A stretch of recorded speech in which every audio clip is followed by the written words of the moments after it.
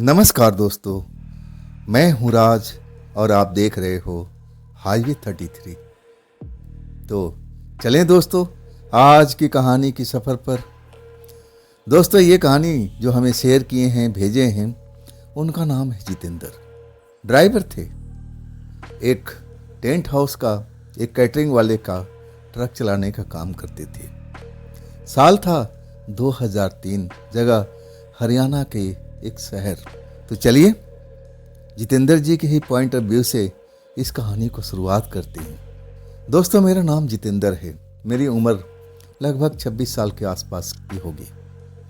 मैं बिहार का रहने वाला था और मैं एक जानने वाले के साथ हरियाणा में आया हुआ था। मैं बिहार में भी ट्रक चलाने का काम करता था। अब मेरे जानने वाले ने कहा था कि यहाँ से मैं तुम्हें ज़्यादा पैसा दिलाऊंगा, और मैं लालच में आ गया हरियाणा के शहर में जहाँ मेरा जानने वाला रहता था, और उसने जो बोला था वो करके भी दिखाया। मुझे एक कैटरिंग या टेंट हाउस जो भी आप कह लो, उनके पास लेके मिलवाया मालिक से। मालिक ने 2-4 सवाल पूछा कि ट्रक ड्राइवरी के अलावा और क्या कर सकते हो। देखो, ट्रक ड्राइवरी तो कभी कभी होता, लेकिन हमारा काम कैटरिंग का है, टेंट हाउस का है, तो इस काम में थोड़ा रुचि रखते हो। मैं लगा कि इतनी शहर से दूर, मैंने अपने गांव से दूर आया हूं, और ये सही कह रहे हैं कि ट्रक तो सिर्फ माल ढोने के लिए है और बाकी समय में कुछ कर सकते हो एक्स्ट्रा। मैंने बोला हाँ बिल्कुल कर सकता हूँ। तब पूछने लगे कि इसके अलावा कौन सा काम आता है, खाना बनाने का कोई कला है। तब मैं कहा कुछ नहीं, ऐसा कुछ भी नहीं, मैं ये काम जानता तक नहीं। तब वो थोड़ा सा निराश हो गए थे। मेरे जानने वाले से बात करने लगे थे। शायद उनका कहना था कि मैंने तुम्हें ऐसे एक लड़के को बुलाया था जो थोड़ा अब पार्टी शार्टी के काम में मदद भी करे, जहाँ पर लगे वहाँ पर खड़ा हो जाए। लेकिन ये लड़का तो कुछ जानता ही नहीं, ये तो गांव से आया हुआ है, अब पार्टी शार्टी के बारे में कुछ पता भी नहीं है। तब वो लड़का ने कहा था, मैं तो सुना नहीं, मैं तो दूर खड़ा था, लेकिन जब आके बोलता है कि देख तुझे मना नहीं करना चाहिए, कह देता कि हाँ साहब आप कुछ भी होगा मैं सीख लूँगा और मैं कर दूँगा, लेकिन तुमने तो बिल्कुल मना कर दिया था। चल मैंने बात को संभाल लिया है, मैं बोल दिया हूँ कि जो आप भी करवाना चाहो तो आप इसे करवा सकते हो, ये मना नहीं करेगा। और तब जाकर के वो जॉब मुझे मिली थी। अब मैं सोच रहा था कि मैं तो अपने बिहार में ही खुश था, चलो कम पैसा मिलता था, लेकिन ये झंझटबाजी तो नहीं थी। लेकिन अब आ गया था तो कुछ दिन तो काम करना ही था, बगैर पैसा कमाए तो अपना गांव जाना ठीक भी नहीं लग रहा था। मैंने सोच लिया था कि बस कुछ महीनों काम करूंगा, जेब में कुछ पैसा आ जाएगा, बचत हो जाएगी, और तब अपने बिहार वाला काम पर ही लौट जाऊंगा, यहाँ मुझसे हो नहीं पाएगा। मैं ऐसा ही सोच रखा था, लेकिन मुझे क्या मालूम था कि इन 3 महीनों के अंदर में मैं एक ऐसे हादसा का शिकार होने वाला हूँ जो मैं बाहर निकल नहीं पाऊंगा जल्दी से। मुझे ज़रा भी अगर अनुभव होता, पता होता कि वास्तव में भूत प्रेत भी होते हैं, मैं भूत प्रेत को तो इग्नोर करता था। मुझे लगता ही नहीं था कि मैंने भूत प्रेत को कभी मिला हूँ, कभी देखा हूँ। ऐसा ही मेरे साथ में अब होने वाला था। मैं अब उस काम में लग गया था जहाँ जहाँ उनकी जो भी कैटरिंग लगती, जहाँ टेंट हाउस लगता, ज़्यादातर फार्म हाउस में शादी पार्टियों का जो लॉन होते हैं वहाँ पर उनका काम था। एक रात में, एक दिन में कई जगह पर मुझे माल लेके जाना होता था, कभी इस जगह का, कभी उस जगह का। उसमें कैटरिंग का सामान अलग, टेंट का सामान अलग। मतलब मैं सुबह से लेकर के देर रात तक उस काम में व्यस्त रहता था। अब पैसा उतना ही मिलना था, उसमें कोई बढ़ोतरी नहीं थी। हाँ, मालिक को कहना था कि हम बाद में सबको बोनस देते हैं, जब काम खत्म हो जाएगा, शादी ब्याहों का सीजन समाप्त हो जाएगा, तब हम बोनस भी देते हैं अपने स्टाफ को। चलो मैंने सोचा कि चलो यही है, अब कुछ मिल जाएगा तो अच्छा ही है। अब वैसे मेरे पास में और कोई काम तो था नहीं यहाँ पर। मैं उस काम को करने लगा। वो रात तो मैं भूल ही नहीं पाता, जिस रात को इस घटना का शुरुआत हुआ था। मैं जिस जगह पर गया था, जहाँ पर टेंट लगना था, टेंट वगैरह लग चुका था, लेकिन अभी वहाँ पर जो शादी की तैयारी थी अगले दिन की थी। एडवांस में अब उस जगह पर शादी का टेंट लगाया गया था और उस काम में देर रात हो गई थी। अब लगाने वाले तो टेंट लगा दिए थे और इसके बाद वो कब सोने के लिए चले गए, कहाँ चले गए, किस जगह पर मुझे पता ही नहीं चला। हाँ, मैं भी उनके साथ में था। मुझे लगा कि ये घूम फिर कर आएंगे और शायद जहाँ हम रहते थे इकट्ठे, मालिकों ने जगह दिया हुआ था, वहीं पर जाएंगे। लेकिन न जाने वो कहाँ किधर चले गए थे। इतना बड़ा जगह में मैं तो उनको देख ही नहीं पाया था। हाँ, मैं भी थका हुआ था, मुझे भी नींद आ रही थी। अब न तो वहाँ कोई पार्टी थी ना कोई चहल पहल थी। बिल्कुल शांत था वो वातावरण। और जहाँ पर ये टेंट हाउस लग रहा था वो भी एक फार्म हाउस था। और उस जगह पर अब मुझे लग रहा था कि मैं अब क्या करूं। क्या मैं ट्रक में जाकर सो जाऊं, क्योंकि मैं उस जगह पर पहली बार आया था। वहाँ पर क्या किधर है मुझे नहीं मालूम। और अनजान जगह तो अनजान ही होती, हिम्मत नहीं पड़ती जल्दी से कि कोई अब ऐसा कहाँ जा कर के आराम करें। मुझे लगा कि चलो अपने ट्रक में ही चलते हैं। मैं अपने ट्रक पर आता हूँ, लेकिन मज़ा नहीं आता है। हाथ पैर पूरी तरह से पसार नहीं सकता, खुले का अब आनंद नहीं आता। अब मैं थोड़ा सा परेशान हो जाता हूँ। अंदर गर्मी भी थी, मच्छर भी लग रहे थे। शीशा बंद करूँ तो गर्मी परेशान करे, शीशा खोल दूँ तो मच्छर अंदर आ जाए। और फिर मैं सो ही नहीं पाता था। मुझे लगा कि ये सब लड़के जो हैं काम करने वाले, आखिरकार टेंट लगाने के बाद में किधर चले गए, मुझे क्यों नहीं बुलाया। मैं एक तरह से अपने ट्रक से निकल कर के अब अंदर चला गया। अंदर बहुत खुली जगह थी, टेंट तो लगा हुआ था। और टेंट के पीछे जब जाता हूँ ना, तो मुझे कई सारे कमरे नज़र आते हैं, छोटे छोटे से, जैसे धर्मशाला में होते हैं। शायद वो कैटरिंग के काम में इस्तेमाल होते थे, टेंट हाउस के काम में इस्तेमाल होने वाले कमरे थे। अब उस कमरे का यूज मुझे अब यही लग रहा था। अब मुझे लगा कि शायद ये पीछे की तरह आए थे, किसी कमरे में आराम से पंखा चला करके और मस्त नींद ले रहे होंगे। एक मैं ही हूँ जो इधर उधर भटक रहा हूँ। मैं देखता हूँ कि हर एक दरवाज़ा मुझ पर जो नज़र आ रहा है, सब पर ताला लगा हुआ है। मतलब ये लोग गए कहाँ पर। कम से कम 6 लोग थे, वो भी नहीं कि 1-2 था कहीं जा कर के आराम से कहीं छुप गया होगा, ऐसी भी बात नहीं थी। 6 लोग अब किस कमरे में गए हम। कमरा में जो भी था ताला नज़र आ रहा था, मतलब यहाँ तो है नहीं। तभी मुझे एक रास्ता पीछे की तरफ जाता हुआ दिखाई दिया। मुझे लगा कि ये रास्ता अंदर जा रहा है तो अंदर और भी जगह होगा, कुछ और भी बना होगा। शायद वहाँ पर वो लोग आनंद कर रहे होंगे, अब गर्मी में अब मज़ा ले रहे होंगे ठंडी हवा का। चल के देखना चाहिए। अब मैं आ जाता हूँ, पीछे आता हूँ तो देखता हूँ कि एक चबूतरा बना हुआ था, आम का पेड़ का चबूतरा। अब वहाँ पर मुझे 2 लड़के सोते हुए दिखाई दिए, खुली जगह में। कैसे उनको नींद आ रही थी ये तो भगवान ही मालिक था। लेकिन 4 लड़के कहाँ हैं। मैं देखते रहता हूँ तो वो मुझे नज़र नहीं आते। मैं सोचा कि चलो जब यहाँ 2 सो रहे हैं तो मैं भी सो जाता हूँ, और उसी चबूतरा पर गमछा वगैरह बिछा करके मैं लेट जाता हूँ। और सामने भी मुझे वैसे ही छोटे छोटे कमरे बने हुए दिखाई दिए थे जैसे मैं आगे देखा था। और ये जो कमरे थे ना, अंधेरे में डूबे हुए थे। अब इनमें ताला लगा हुआ था कि नहीं लगा, मैं चेक करने के लिए नहीं गया। मैं उसी चबूतरे पर आराम से गमछा बिछा करके सो गया था। लेकिन मच्छर यहाँ भी चैन से सोने नहीं दे रहे थे। ये लड़के ना जाने कैसे मस्त सोए हुए थे, समझ में नहीं आता था। लेकिन मैं सो नहीं पाता हूँ, बीच बीच में उठ करके बैठ जाता हूँ। कभी झपकी भी आती है, और फिर मैं जब मच्छर शोर मचाते हैं, काटते हैं, तो मैं उठ कर बैठ जाता हूँ। उसी टाइम देखता हूँ कि मेरे सामने में एक कमरा खुला हुआ है और उसमें रोशनी आ रही है। रोशनी का मतलब उसमें कोई है। अब मेरा अनुमान सही लगता है। दरवाजा का पल्ला खुला हुआ था, एक पल्ला बंद दिख रहा था। तभी एक लड़की या औरत कह ले उसमें से निकलती है, वो भी जैसे पसीने से नहाई हुई और किसी कपड़े से अपना चेहरे को साफ करती हुई।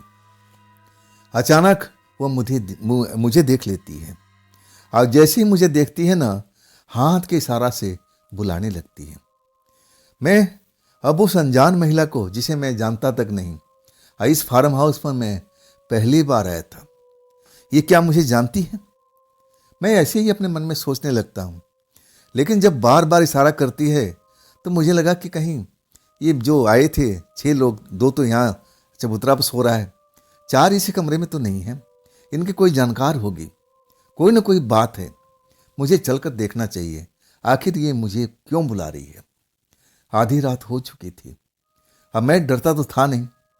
मैं चला जाता हूँ।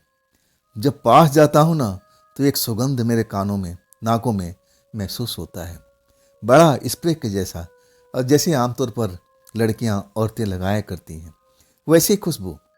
उससे मुझे कोई फर्क नहीं पड़ता है। अब मैं पूछता हूँ, अब उसका चेहरा देखते हुए यंग लग रही थी, देखने में सुंदर भी लग रही थी, और कपड़े भी ठीक ठाक पहन रखी थी। मैं पूछता हूँ कि आपने मुझे क्यों बुलाया। तब वो कुछ बोलती नहीं है, कमरे की तरफ इशारा करती है। मैं दरवाजे पर खड़ा था और दरवाजे के चौखट पर थी, कमरे की तरफ इशारा करती है। मुझे लगा कि वही लड़की तो अंदर नहीं है, ये जानकार है, मुझे चलकर देखना चाहिए। मैं उस टाइम अगर चौखट के अंदर नहीं जाता ना, तो मैं बिल्कुल सुरक्षित रहता। सबसे बड़ी मैं गलती कर बैठा था। मुझे उस घर में बिल्कुल जाना नहीं चाहिए था, वो भी अनजान घर, और अनजान महिला मुझे बुला रही थी। अब मैं सोचा कि बस वही 4 लड़के होंगे, ये जानकार है इसकी, और मैं कमरे के अंदर प्रवेश कर जाता हूँ। जैसे ही अंदर प्रवेश करता हूँ, कमरा तो बिल्कुल शांत नजर आता है, उसमें कोई है ही नहीं। लेकिन कमाल की बात थी कि उस कमरे में ना तो पंखा चल रहा था, लाइटें जरूर जल रही थी, और ठंडक थी, जैसे एसी चल रहा हो, ऐसा मुझे अनुभूति हो रही थी। एक पल के लिए लगा कि सबसे सोने के लिए बेस्ट जगह है। यहाँ तो ठंडक है, यहाँ ना तो एसी चल रहा है, ना कोई पंखा नजर आ रहा है, तो इतनी ठंडाई कहाँ से आई। मैं कोने कोने में देख लेता हूँ, कोई भी नहीं है। हमारे दल से जो 6 लड़के थे, 2 तो बस चबूतरे पर सोए हुए थे, 4 कहाँ थे मुझे पता ही नहीं चलता है। आज जब मैं देखता हूँ कि अरे यहाँ तो कोई नहीं है, तो आखिर मुझे ये औरत यहाँ पर क्यों बुलाई है। आज जैसे ही पलट के देखता हूँ ना, वो दरवाजा बंद मिलता है। मेरे हाथ पैर फूल जाते हैं कि ये इसने तो मुझे बंधक बना लिया, मुझे इस कमरे में कैद कर लिया, और दरवाजा खुल भी नहीं रहा था। मैं जोर से शोर मचा रहा हूँ, दरवाजा पीट रहा हूँ, और जो 2 लोग सोए हुए हैं वो तो लग रहा है कि कहीं नशे में तो नहीं है, कहीं एकांत में जाकर के दारू वारू पी लिए, और इसके बाद बेहोशी की नींद सोए हुए हैं। इतना मैं शोर कर रहा हूँ, और तभी कोई उठ नहीं रहा है। ये औरत कहाँ गई। औरत मुझे नहीं दिखाई दे रही थी। मुझे लगा कि मुझे बाहर से बंद करके और भाग गई है, मुझे ये फंसा गई। क्यों, मैं तो इसको जानता तक नहीं था, पहली बार इसको देख रहा हूं। यही तो मेरे साथ में उस रात हुआ था। पहला झटका मुझे मिला था, मैं उस कमरे में कैद हो चुका था। कितना भी शोर मचा रहा था, लेकिन दरवाजा खुल नहीं रहा था। आखिरकार मैं घबरा गया था। मैं एक अनजान जगह पर और एक अनजान महिला के साथ अब उस कमरे में कैद हो गया था। ये मामूली बात नहीं थी। ना जाने अब मेरे साथ में क्या होने वाला था।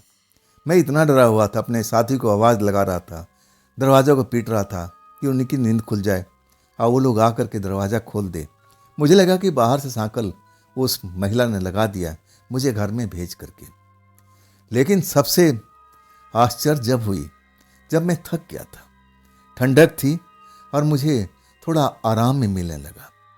और उस ठंडक में कैसे मुझे झपकी आ गई मुझे पता ही नहीं चला।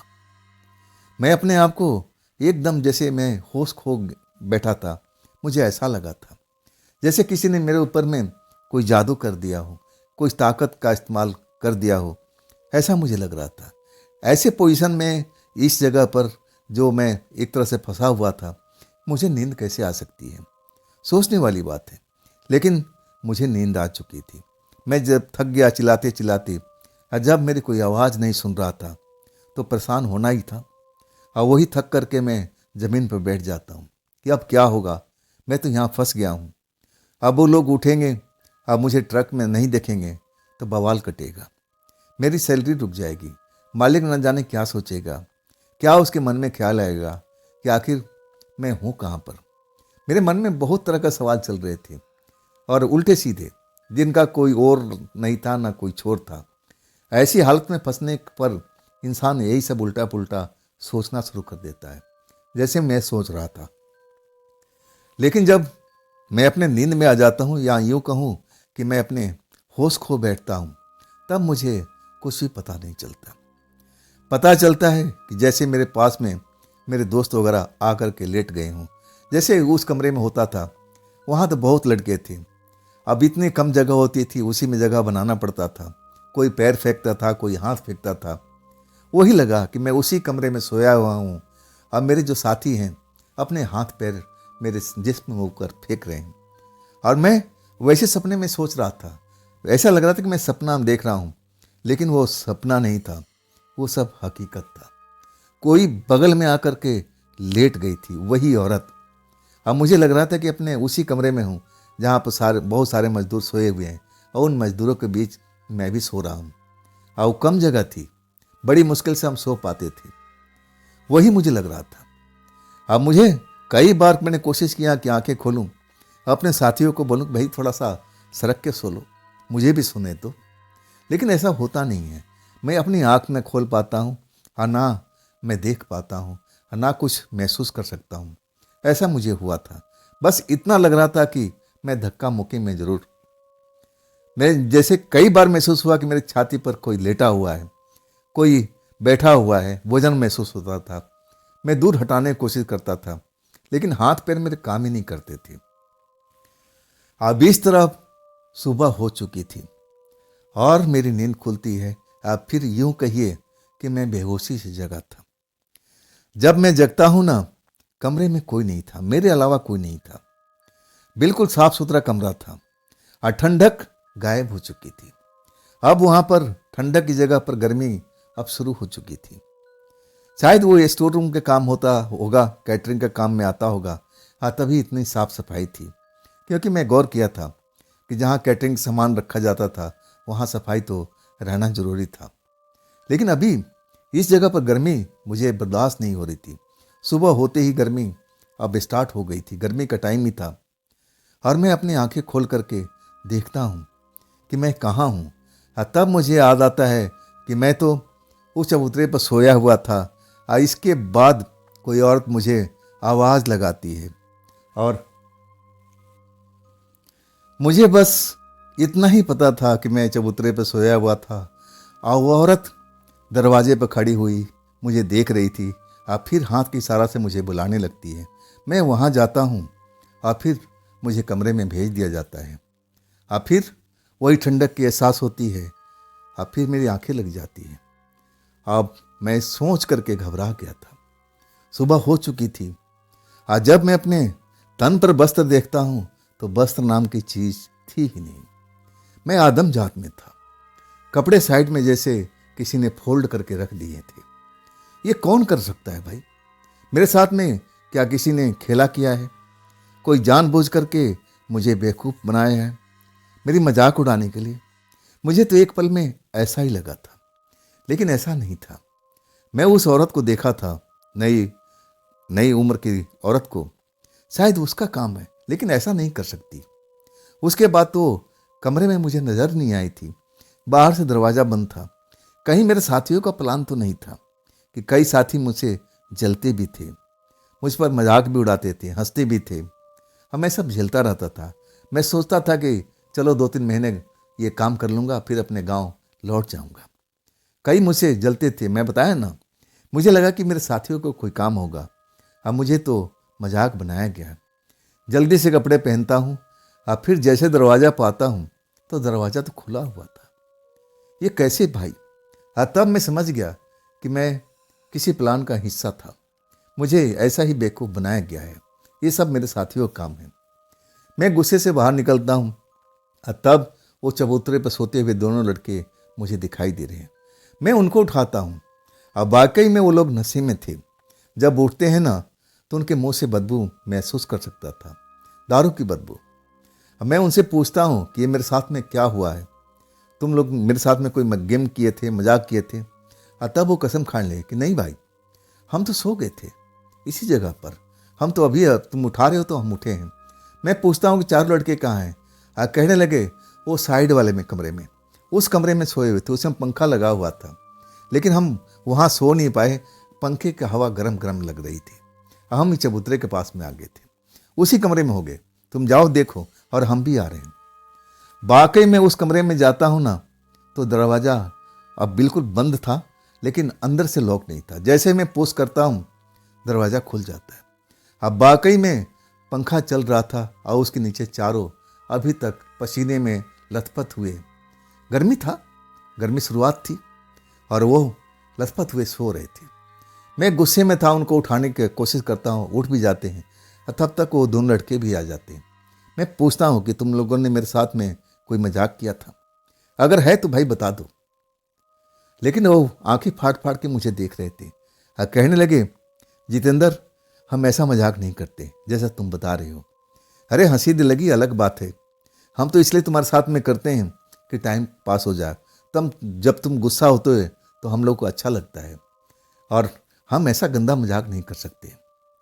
हम नहीं जानते उस औरत को, इस फार्म हाउस में मैंने कभी किसी औरत को नहीं देखा है जो तुम ऐसे हुलिया बता रहे हो। नहीं नहीं, ये बात हम चलो चौकीदार से पूछ लेते हैं। अब वाकई में सोचने लायक बात थी जो लड़के कह रहे थे। उस घर में इतनी ठंडक कैसे थी? अभी तक मुझे भूत प्रेत का कोई शक नहीं था, कोई सुबह नहीं था। मुझे तो लगा था कि सब लड़के का गेम प्लान है और ये मेरे साथ में मजाक किए हैं। लेकिन जब वो कसम खाना शुरू कर देते हैं तब मैं सोचने पर मजबूर हो जाता हूँ।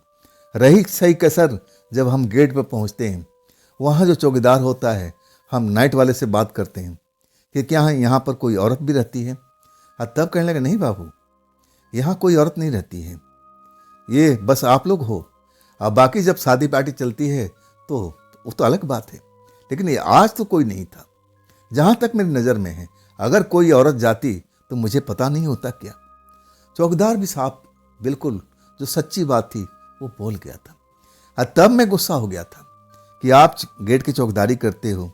ऐसी महिला थी, जवान महिला थी, ऐसे कलर के कपड़ा पहन रखा था, और उस कमरे में पंखा भी नहीं था, लेकिन ठंडाई जैसे वहाँ पर एसी चल रहा था। तब कहने लगे, बाबू आपका ही ख्वाब होगा, ये आपका स्वप्न होगा।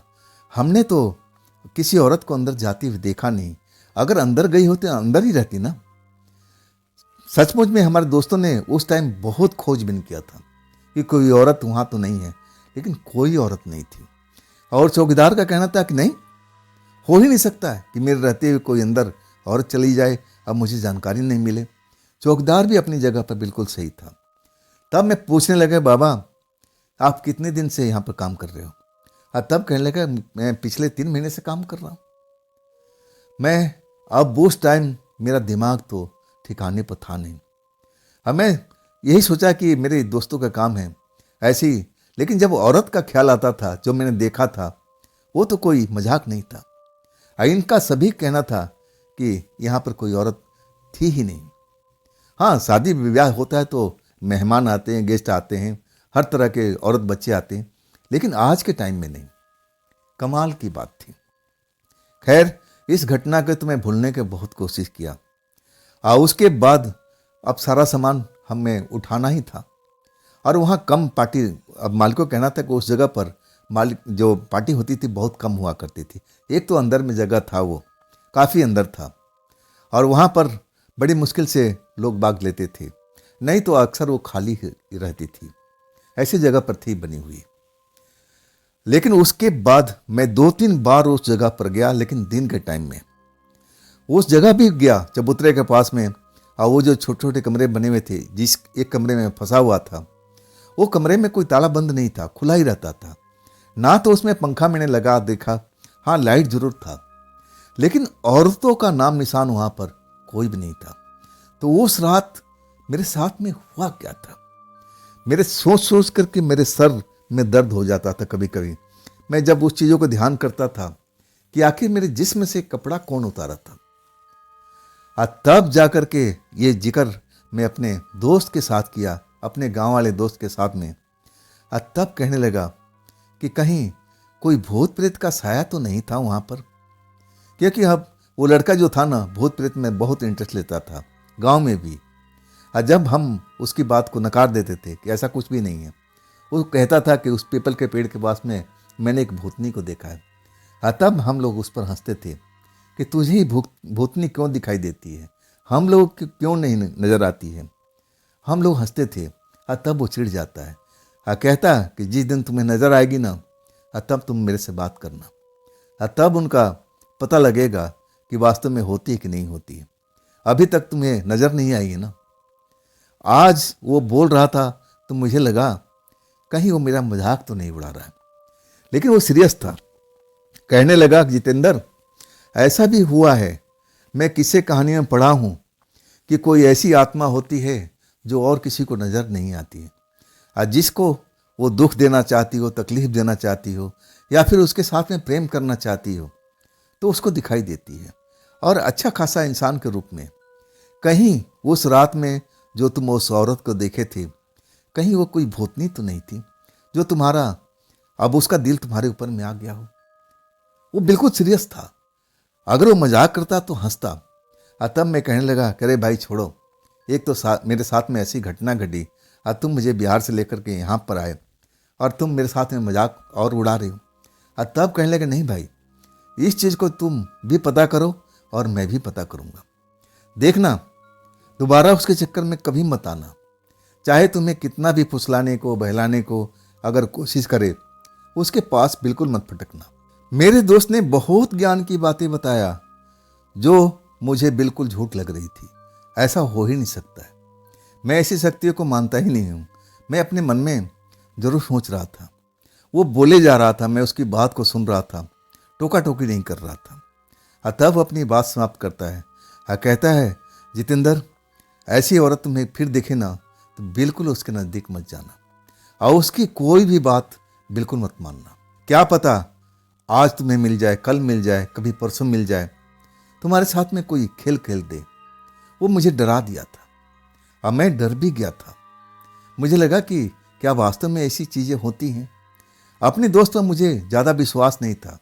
मैं सोचा कि चलो और कोई ज्ञानी पुरुष मिलेगा और तब मैं बात करूँगा।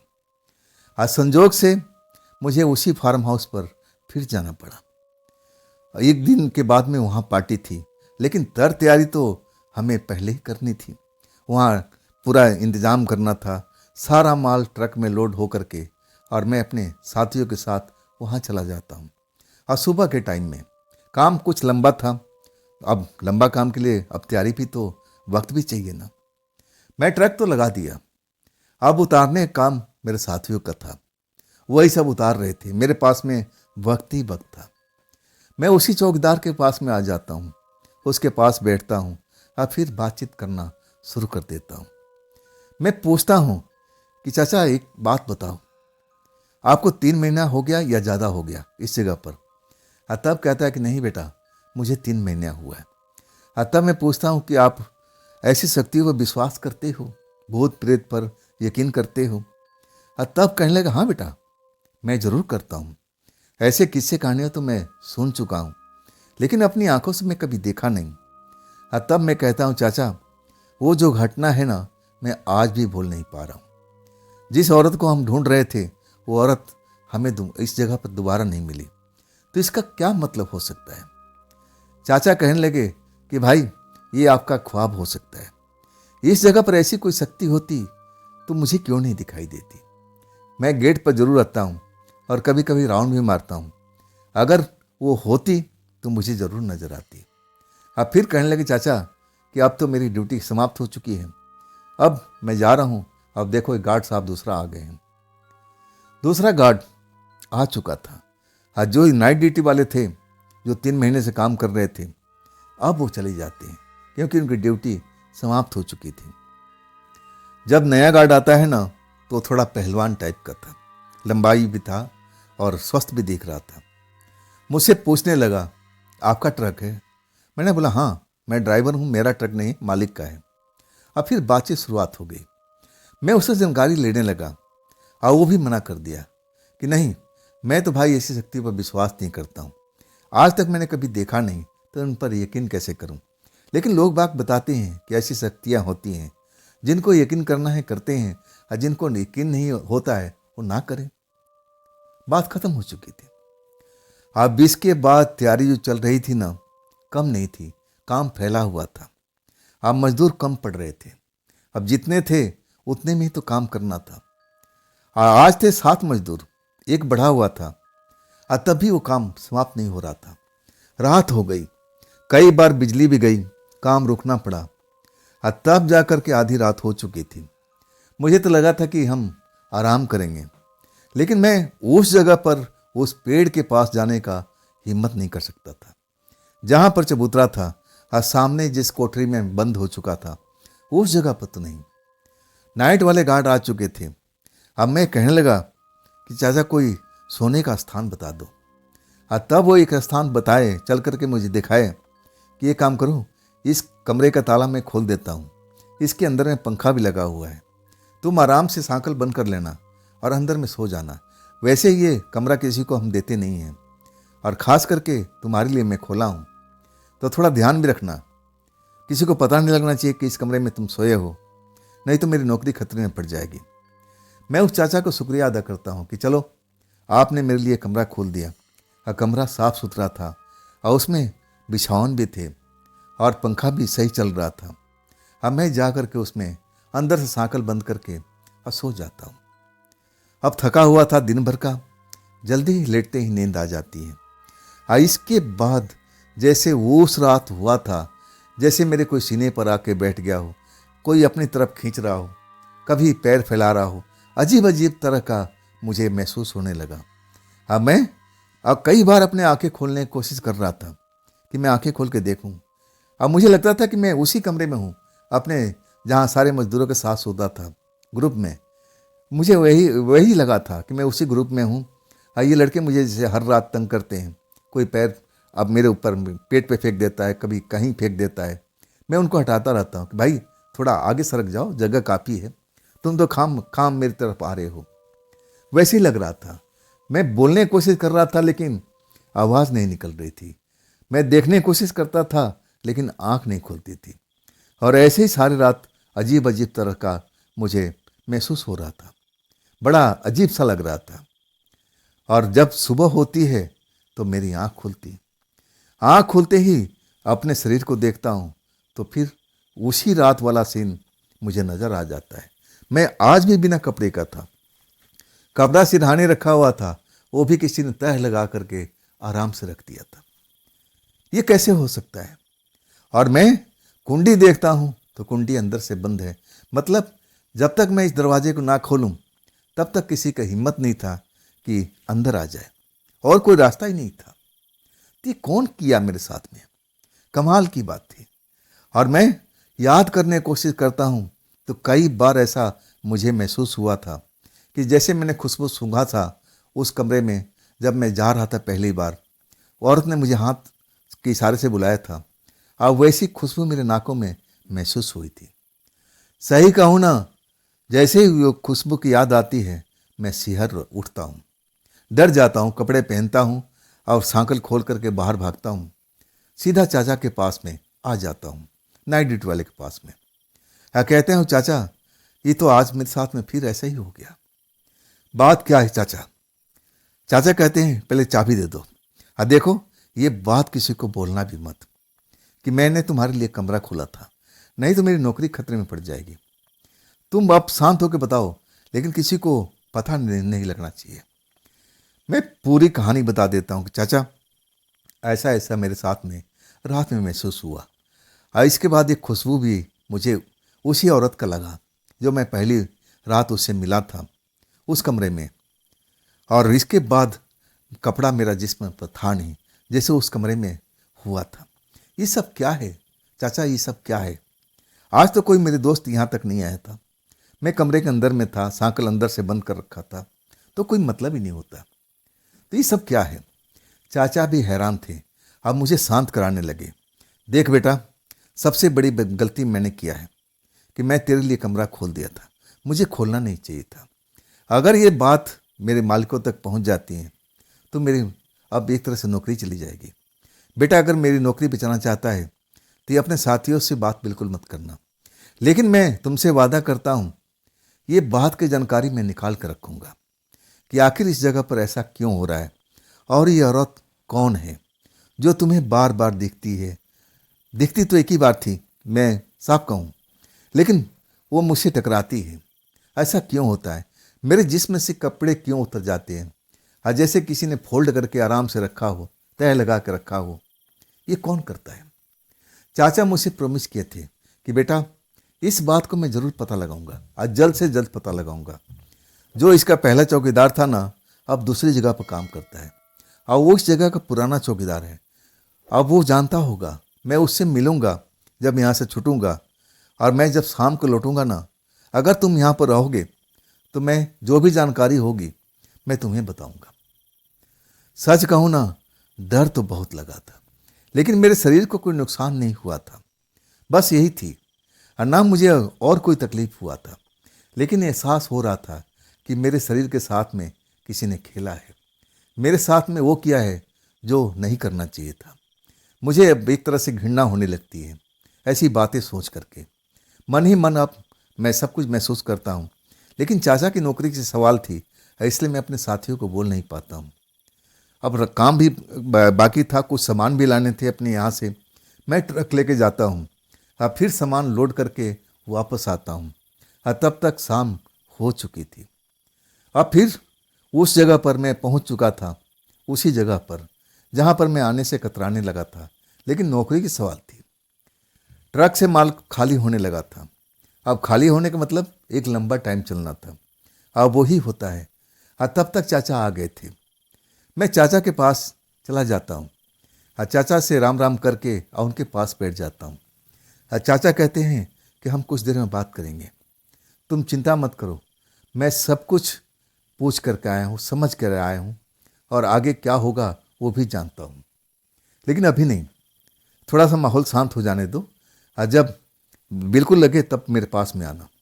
ये बात औरों को जानकारी में नहीं आना चाहिए, ये हमारे तुम्हारे बीच की बात होनी चाहिए। मैं ऐसा ही करता हूँ, क्योंकि हमारी लेबर आ रही थी, जा रही थी, और हम कुछ बात करते तो शायद उनको कानों में पड़ सकती थी, इसलिए चाचा थोड़ा डरे हुए थे।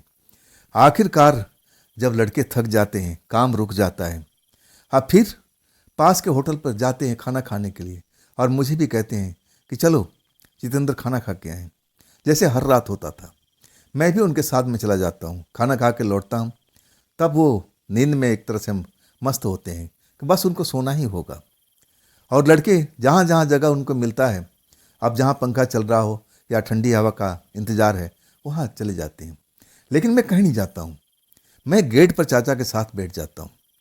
जब लड़के अब लगता है कि सब सो चुके हैं, तब मैं चाचा से पूछता हूँ कि चाचा बात क्या है। तब चाचा जो बात बताते हैं ना, मैं तो कांप जाता हूँ। चाचा का कहना था कि देखो जितेंद्र भाई, मैंने तुम्हारी बात को बहुत गौर से सुना, सब कुछ जाना। मुझे लगा कि मुझे अपने साथी से मिलना चाहिए जो यहाँ पर पहले काम किया करता था, और सबसे पुराना वही था। मैं उसके कमरे में गया। कमरे में जा कर के काफ़ी देर तक मैं उसकी बात में कोशिश किया कि वो बात उगल दे, और आखिरकार वो बात को उगला, लेकिन थोड़ा देरी से। कहने लगा कि यहाँ पर जिस कमरे की तुम बात कर रहे हो ना, उस कमरे में एक माली का परिवार रहता था, और यहाँ पर वो देखभाल करता था, और उसका जो दूसरा लड़का था वो कहीं ट्रक चलाने का कुछ और काम करता था यहाँ पर। मतलब परिवार यहाँ पर बसा हुआ था। शुरू की बात है, जब ये फार्म हाउस बना हुआ था तब की बात है। परिवार में जब काफ़ी लोग होते हैं तो झगड़ा भी होता है, और वो झगड़ा रात में हुआ था। अब किसके साथ में हुआ था ये तो बोला नहीं जा सकता है, लेकिन उसके बाद से उस घर में अजीब अजीब तरह की आवाज़ें आनी शुरू हो गई थी। ऐसा लगा कि जैसे खिड़की से कोई बाहर से झांक रहा हो, ऐसा हो रहा था। अब उस घर में एक जवान लड़की भी थी, माली की लड़की थी, और वो झगड़ा जब हुआ था रात में तो तेज तेज आवाज़ें चल रही थी, और वही गार्ड थे। वो गार्ड आकर के उनको समझाया कि भाई इतना शोर कैसे हो रहा है, यहाँ पर शांत रहना चाहिए। शायद खिड़की में से कोई औरत झांक रही थी, और वो पास के पेड़ पर कोई प्रेतात्मा थी, और उसको ये सहन नहीं हो रहा था कि यहाँ पर कोई शोर शराबा करे। वो आराम से नींद में मस्त रहना चाहती थी। वो नाराज हो जाती है, उन लोगों को पता नहीं चलता है, और वहाँ पर जो जवान लड़की थी उसके अंदर में समा जाती है। अब किसी को कोई शक नहीं होता है। वो लड़की कुछ दिन तक सही रहती है, अब फिर अजीब अजीब हरकतें करना शुरू कर देती है, एक तरह से पागल जैसी हो जाती है। अब वो माली का परिवार अब समझा कि लड़की के ऊपर में कोई दौरा पड़ गया है, डॉक्टर को दिखाया गया, इलाज भी होने लगा, लेकिन किसी को भूत प्रेत को संदेह नहीं हुआ कि ऐसा भी हो सकता है। लेकिन धीरे धीरे वो लड़की एकदम पागलपन के दौर से बहुत आगे गुजर चुकी थी। ऐसी ऐसी हरकत करती थी कोई कर भी नहीं सकता था। कभी कभी तो अपने कपड़े उतार देती थी, भाग लेती थी। तब इलाज कराया गया, झाड़ फूक भी लास्ट में कराया गया, और तब तक देर हो चुकी थी। जिसने भी झाड़ फूक किया था ना, वो बता दिया कि इस पर एक शक्तिशाली प्रेतात्मा सवार हो गई है, और ये लड़की उसको पसंद आ गई है, और तुम लोग ने उसको सोते हुए जगाया था। पूरी बात बता देता है। उस प्रेतात्मा को अब इतना शोर शराबा पसंद नहीं था। झगड़ा जरूर हुआ था, झगड़े के शोर में वो भी आधी रात को अब वो जाग गई थी। अब वो आकर के खिड़की से झांकती है, अब ये लड़की उसको पसंद आ जाती है कि चलो इसी लड़की की सवारी करते हैं। अब फिर वही हाल होता है। अब वो बच नहीं पाती है, मर जाती है बेचारी। अब उसके बाद से एक और आत्मा उस घर में अब तैयार हो जाती है। एक तो पहले पेड़ पर थी, और उसके बाद दूसरी भी जो मरी हुई थी वो भी एक तरह से प्रेतात्मा बन जाती है। आज जो तुमसे मिली थी वो माली की बेटी थी। जैसे ही चाचा कहते हैं, मैं तो खौफ में भर जाता हूँ, हे ईश्वर ये क्या हो रहा मेरे साथ में। और तब मैं कहता हूँ, चाचा मुझे क्या करना चाहिए।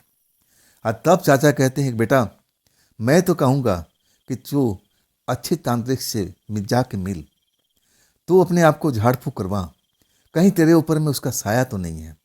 अगर उसकी साया तेरे ऊपर में आ गया तो बेटा तू भी ऐसा ही हरकत करेगा, तू भी ऐसा ही हो जाएगा, तू पागल हो जाएगा, तू मारा जाएगा लास्ट में। तू जितना जल्द हो सके इस काम को करवा। और मैं तो कहूँगा कि छोड़ नौकरी, तू अपने शहर निकल जा, अपने गांव निकल जा। जिंदगी मिलेगी तो बहुत सारी नौकरियां पैदा होंगी, अगर तू मर जाएगा तो नौकरी क्या करेगी। चाचा मुझे समझा रहे थे और डरे हुए भी थे कि मैं ये सब भेद ना खोल दूं कि मैं उस कमरे में सोया हुआ था। मालिकों को पसंद नहीं था कि कोई लेबर उस कमरे में जाकर सोए। चाचा तो अब अनजाने में वो गलती कर दिए थे। हम मुझे समझाने की कोशिश कर रहे थे कि देख मेरी नौकरी बचा लेना। और मैं भी डर चुका हूँ। जितना ये मैं सुना हूँ अपने साथी से, मैं नौकरी की तलाश में हूँ। अगर मुझे कोई नौकरी मिल जाती है तो इस जगह को मैं छोड़ दूंगा। चाचा भी डरे हुए थे, अब मैं तो बहुत बुरी तरह से डरा हुआ था। मेरी हिम्मत नहीं हुई कि मैं अंदर जा कर के कहीं पर आराम कर लूँ। मुझे लगा कि मैं कहीं भी सोऊंगा, अगर वो आत्मा मेरे साथ में अब मिल चुकी है तो मुझे तो कहीं भी पकड़ लेगी, कहीं मेरे साथ में ऐसा हो जाएगा। इससे बेटर है कि सारी रात चाचा के साथ में गुजारूं, और तब मैं सुरक्षित रहूंगा। और ऐसे ही करता हूँ। आखिरकार सुबह में जब मेरे साथ में कुछ नहीं होता तब मैं थोड़ा संतोष में आता हूँ। मुझे लगता है कि अब ठीक है, लेकिन डर था। जैसे चाचा ने बताया था कि कहीं तुम वैसा ही ना करने लगो जैसे मालिक की लड़की ने कहा था, किया था। पागलपन के दौरे वो आत्मा उस पर सवार हो चुकी थी और आखिरकार मौत के मुंह तक खींच के ले गई। आज वो शायद वो प्रेतात्मा बन चुकी है। मैं डरा हुआ था। आखिरकार हमारा काम खत्म होता है दोपहर तक। अब फिर अपने गोदाम पर लौट जाता हूँ। अब इसके बाद में 2 दिन तक कोई काम नहीं था। 2 दिन के बाद काम फिर शुरू हो जाता, फिर हमें फुर्सत नहीं मिलती। अब हमारे रेस्ट का टाइम था, लेकिन मैं उस जगह पर रुकता नहीं हूँ। मैं अपने दोस्त के पास जो कॉलोनी में रहता था उसके घर पर आ जाता हूँ। अब पूरी कहानी बताता हूँ और कहता हूँ कि देख भाई, जो तूने बताया था ना, मामला वैसा ही है। और चाचा ने कहा है कि तुम्हें अच्छे तांत्रिक से मिलना चाहिए। और वो तो कह रहे थे कि तुम अपने गांव चले जाओ, जितना दूर जाओगे इस जगह से उतना तुम्हारे लिए सही होगा, वो आत्मा तुम तक पहुंच नहीं पाएगी। लेकिन मेरा दोस्त कहने लगा कि देख, आत्माएं चाहे कहीं पर जा, अगर उस तुझसे दिल लगा बैठी है ना, तो चाहे तू बिहार में जाएगा तब भी तेरे साथ में चली जाएगी। रात होते ही वो पहुंच जाएगी। उनके लिए इतना सफ़र कठिन नहीं होता है जितना हमारे लिए है, हम मनुष्यों के लिए है। मैं तो कहता हूँ कि यहीं पर झाड़ फूक करवा देते हैं, तू डर मत, तेरे पास में 2 दिन का टाइम है ना। और तब मैं कहता हूँ हाँ, मैं एक तांत्रिक की तलाश करता हूँ। और आखिरकार वो दिन आ जाता है जब मेरा दोस्त मेरी मदद करके और उस तांत्रिक के पास ले जाता है। तांत्रिक मुझे झाड़ फूक करके क्लियर बता देता है कि तुम्हारे ऊपर में आत्मा तो है। अब है दो दो, एक नहीं, दो दो है, दो दो आत्माएं मैं देख रहा हूँ। तब मैं और डर जाता हूँ। मेरा दोस्त कहता है कि बाबा जी उपाय क्या है। और तब कहने लगा पूजा, पूजा करनी पड़ेगी, शमशान में जाना पड़ेगा। मैं और डर गया था। और तब वो तांत्रिक कहने लगे आपको नहीं, मुझे जाना पड़ेगा, आधी रात के शमशान पूजा करना पड़ेगा, मैं तुम्हारे वस्त्र को ले जाऊंगा, अगर तुम्हें चलना है तो तुम भी चल सकते हो। वो मुझे और डरा दिया था। मैं तो ऐसा हिम्मत भी नहीं कर सकता था कि मैं आधी रात को उस बाबा के साथ में शमशान में जाऊं। ना बाबा ना, मैं अपने कपड़े लत्ते आपको जरूर दे दूंगा, उसी से काम चला लेना। लेकिन पैसा भी डिमांड किया था, कितना खर्च लगेगा। और उस टाइम मेरा जेब खाली था। लेकिन मेरे दोस्त ने, मेरा गांव वाले दोस्त ने मदद किया था। कहने लगा कोई कोई टेंशन नहीं, मैं तुझे लेके आया हूँ ना बिहार से, सारी मदद करूँगा, तू चिंता मत कर, मैं तुझे सुरक्षित गांव लेके जाऊँगा। आगे तू, तेरे साथ में ऐसा कुछ भी ना हो, मैं भी नहीं चाहता हूँ, तू चिंता मत कर। आखिरकार पुराने कपड़े में जो वहाँ इस्तेमाल किया था और वही कपड़े मैंने दे दिया था। और फिर वो तांत्रिक बाबा अपने पूजा करने गए थे नहीं गए थे ये तो मुझे नहीं पता। लेकिन जब दूसरे दिन हम जाते हैं ना, तब बाबा मुस्कुरा के कहते हैं कि मैं उन आत्माओं को अब तुम्हारे ऊपर से भगा दिया, अब चिंता की बात नहीं है, डरने वाली बात नहीं है। दो दो आत्माएं तुमसे लिपटी हुई थी। अब मैं तो एक आत्मा को समझ रहा था कि मेरे ऊपर मालिक की बेटी है, लेकिन वो एक और आत्मा थी, शायद वो पेड़ वाली थी जो मालिक के बेटी के ऊपर में आ चुकी थी। दो दो आत्माएं मेरे साथ में थी। ये मेरे साथ में क्या होता, यही सोच के मैं घबराए हुआ था। लेकिन तांत्रिक बाबा बोल देते हैं ना कि अब डरने की जरूरत नहीं है, मैं उन आत्माओं को तुमसे दूर कर दिया हूँ। लेकिन हाँ, उस जगह पर तुम दोबारा मत जाना, अगर जाओगे तो फिर वही हाल हो जाएगा। हाँ, तब मेरा दोस्त कहने लगा कि बाबा जी आप बिल्कुल सही कह रहे हो, मेरा दोस्त उस जगह पर कभी नहीं जाएगा। आखिरकार जब भी वहाँ का कोई प्लान बनता था, जब मालिक कहते थे कि उस जगह पर जाना है, तब मैं मना कर देता था। पहले मालिक तो बस बात करते थे, समझाते थे, लेकिन 1-2 बार जब ऐसा हुआ तो मुझ पर बरस पड़े, अरे भाई कोई और तुम काम देख लो, तुम मेरा काम नहीं कर पाओगे। मैं बोलता था कि मेरे साथ में ऐसा हुआ, लेकिन वो मजाक की तरफ में लेते थे, कहते ऐसा हो ही नहीं सकता है, कोई प्रेतात्मा नहीं होती है, अगर होती तो हमारा इतना स्टाफ है, उनको क्यों नहीं नजर आती, तुम्हारी विशेष तुम्हारे साथ में क्यों होता है। और 2-2 बार भी। तब मैं कहने लगा कि ठीक है जी, आप अपने लिए ड्राइवर तलाश लो, मेरे लिए तो अपना गांव ही काफ़ी है, मैं यहाँ से बड़े आराम से अपनी ज़िंदगी गुजारूंगा। मुझे अब यही लगा था कि अब तो सब कुछ सही हो चुका है। आखिरकार मैं कुछ दिन तक अपने साथी के पास रहा, अपने दोस्त के पास में रहा, और वो कह रहा था कि हम चलेंगे तो दोनों साथ ही। मैं छुट्टी की एप्लीकेशन दे रखा हूँ और जल्द ही मुझे छुट्टी मिल जाएगी, और इसके बाद मेरी जिम्मेवारी है कि तुझे घर तक पहुँचाऊँ। और आखिरकार मैं अपने गांव आ जाता हूँ। अपने गांव आने के बाद पूरी कहानी अपने परिवार को बताता हूँ, और तब परिवार अब वो भी डर जाता है। लेकिन अब मैं बताता हूँ कि अब डरने की कोई आवश्यकता नहीं है। अब वहाँ पर सब कुछ मेरे साथी ने तंत्र मंत्र कराया और बाबा जी ने बता दिया कि अब तुम्हारे ऊपर में कोई प्रेतात्मा नहीं है, लेकिन उस जगह पर जाना नहीं होगा। और तब मैं नौकरी चुकरी छोड़ करके आ गया हूँ। मैं ठीक किया हूँ ना। और तब परिवार वाले कहते हैं कि हाँ बिल्कुल सही बात है। लेकिन मैं बिल्कुल अब ऐसा अपने आप को समझ लिया था कि अब तो हमारे ऊपर में कोई आत्मा है ही नहीं, बिल्कुल सब कुछ साफ हो चुका है। लेकिन मेरी ये गलत फहमी थी। जब रात को मैं अपने कमरे में सोता हूँ एकांत में, मुझे कुछ याद नहीं होता। हाँ, जब मेरे नाकों में खुशबू महसूस होती है, अब मैं नींद में होता हूँ, और तब थोड़ा सा शक तो होता है, ये अचानक लेडीज का परफ्यूम कहाँ से आ गया, ये कैसे मेरे नाकों में लग रहा है। और तब तक मैं अपने होश वास में था नहीं, या तो गहरी नींद में या मैं बेहोशी में। अब फिर वैसे ही साथ में मेरा होने लगता है, जैसे वो फार्म हाउस में हुआ था। ऐसा लगने लगा कि मेरे जिस्म के साथ में कोई खेल रहा है। मेरे कभी सीने पर दबाव महसूस होता था।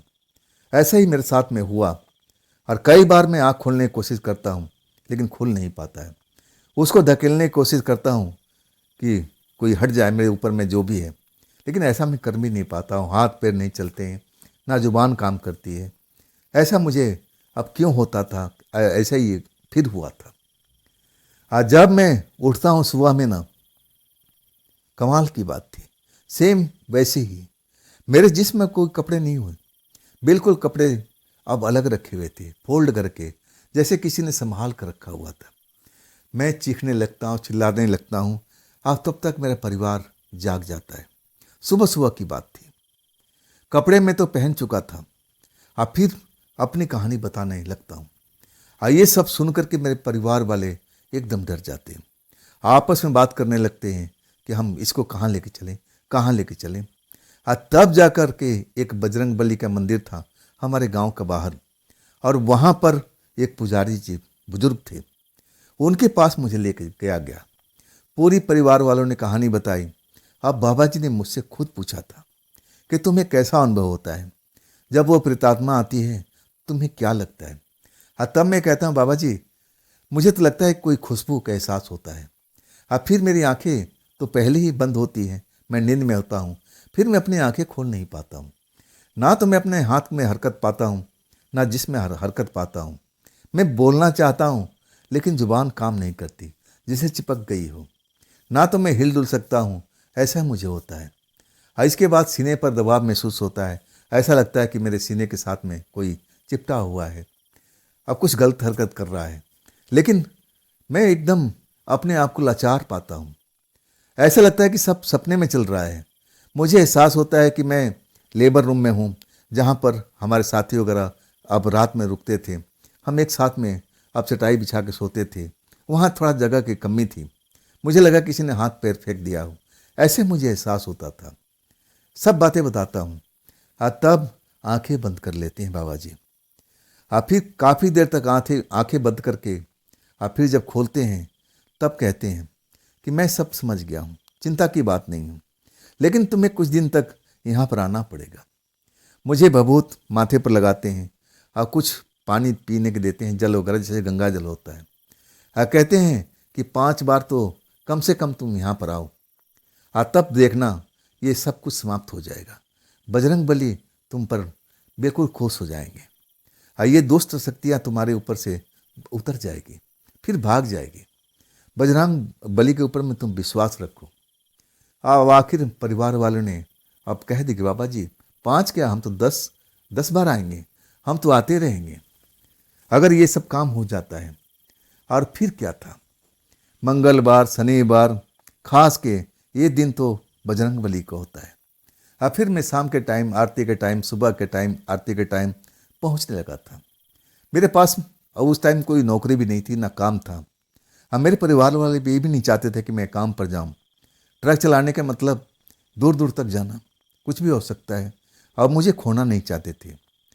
जिस हालत में था वो मुझे भेजना भी नहीं चाहते थे। मुझ पर निगरानी रखते थे। अगर मैं कुछ ऊंच नीच करने लग के सोचता, शायद डरे हुए थे। तब मैं मंदिर में जाने लगा, आरती में भाग लेने लगा, गंगा जल प्रसाद के रूप में लेने लगा, और बाबा जी मेरे सर पर भभूत लगाते थे, कुछ मंत्र भी बोलते थे, लेकिन कोई ऐसा नहीं था कि कोई तंत्र मंत्र कर रहे हों। ऐसा मुझे बिल्कुल महसूस नहीं हुआ। हाँ, जब ये मंदिर जाना शुरू किया ना, और उसके अगले दिन से ही मुझे ऐसा कुछ महसूस ही नहीं हुआ। ऐसा लगा कि सब कुछ बिल्कुल शांत हो गया। मुझे ऐसा महसूस हुआ था। हाँ, एक बार खुशबू जरूर महसूस हुई थी, वही तेज खुशबू मेरे नाकों में जरूर टकराई थी। और इसके बाद मेरे जिस्म पर कपड़ा था। मैं जब सुबह उठा था ना, तो ऐसा नहीं था कि मेरे जिस्म पर कपड़ा नहीं था, कपड़ा जरूर था। आज जब मैं फिर से मंदिर जाना शुरू किया, आरती में भाग लेना शुरू किया, तो वो जो खुशबू मुझे एक बार महसूस हुई थी वो भी बंद हो गई थी। मतलब उस बुजुर्ग पंडित जी ने जो भी कहा था सच करके दिखाया। बजरंग बली में इतनी ताकत थी, पावर है। अब ऐसी थोड़ी पूजे जाते हैं। और कहा जाता है कि जहाँ भूत प्रेत के बीच में फंस जाओ हनुमान चालीसा पढ़ो तो भूत प्रेत भाग जाते हैं। अब मैं तो मंदिर में जा रहा था, भगवान के आरती में भाग लेता था, तो बजरंग बली तो मेरे ऊपर में जरूर कृपा किए थे। और उनकी कृपा से वो सब दुष्ट आत्माएं जो दो दो मेरे ऊपर में थी वो सब भागी थी। और वो तांत्रिक बाबा मेरे साथ में छली किए थे, जो मैं मानता हूँ। उन्होंने जो कुछ कहा था मैं वैसा ही किया था। और उनका कहना था कि तुम्हारे ऊपर से सब कुछ मैं उतार फेंका हूँ, तुम उस जगह पर मत जाना। मैं उस जगह पर गया भी नहीं था, मैं तो अब अपने गांव आ गया था, लेकिन वहाँ पर भी ये आत्माएं पहुँच चुकी थी। लेकिन अब सब कुछ सही हो गया था।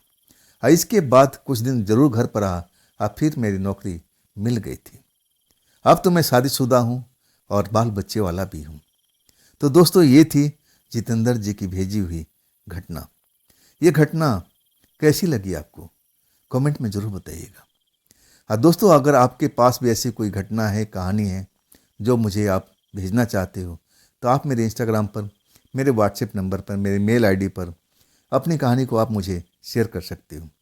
और दोस्तों, ये भी चैनल आप ही का है, तो इसको भी अपना प्यार दीजिए, लाइक कीजिए, सब्सक्राइब कीजिए, अपने दोस्तों को शेयर कीजिए और हाइप वाला बटन को ज़रूर दबाइएगा। तो दोस्तों, कल मिलते हैं इसी चैनल पर, इसी टाइम पर। आप लोग अपना ख्याल रखिएगा। नमस्कार।